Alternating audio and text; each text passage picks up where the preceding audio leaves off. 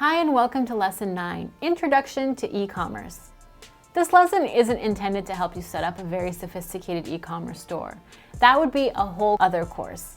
However, I do want to give you a few ways to start selling physical or digital items on your site. There are many examples where you might want to sell a few items on your website without transforming your whole site into a store. If you self-publish ebooks or manuals, you may want to sell those on your store. Or like me, sell courses. You could also sell merch, consultations in person or over Zoom as a professional, or your digital art. Whatever it is, there are a few ways to do this. I'll start with the easiest no-frills way, and that is to simply create a PayPal or Venmo account and ask that people send you payments that way. You can create a page with your items and a form, and you can manage those requests in a one-on-one exchange.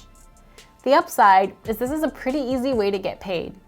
The downside, it's extremely manual and a little unprofessional, so this isn't something that you could easily scale up without eating up a lot of your time.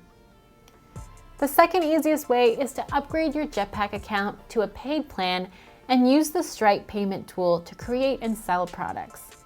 This gives you a bit more flexibility with how you present products, as well as the power to take payments through Stripe, which works with multiple credit cards. It's a totally secure payment processor and also looks really polished. The third and most advanced way is to install a free e-commerce plugin called WooCommerce. Now, just like WordPress itself, WooCommerce is free, but the features that come with it have limits. To build on those features, you have to add WooCommerce extensions.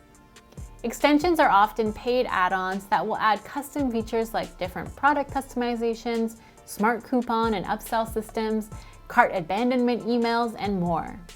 If you're looking to sell lots of products with variations and customizations, subscriptions, or want to be able to charge taxes and shipping for customers, WooCommerce is the way to go. Like WordPress, you can also pick up and move your whole site to another host whenever you want, and switch up your extensions if you find a better one as you grow. Other store solutions like Shopify are a proprietary platform, so you're kind of locked into their platform and fee structure.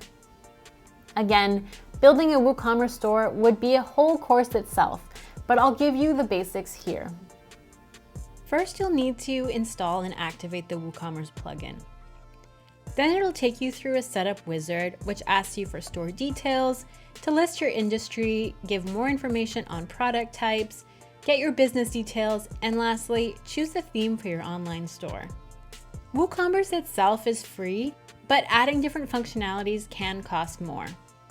Adding a store to your website, depending on how important or prominent it will be on your website, may be a reason to update or change your theme. So here you can choose among themes that are recommended by WooCommerce that really serve the purpose of an online store. If you're just selling a few things on your website, then you can proceed with your current theme. Now we have a whole section on the left here that was added after installing the WooCommerce plugin. Adding a product is really easy. You can start with a template, you can add them manually, you can import if you have a lot of products to add, or you can import them from different services that you may have been previously using.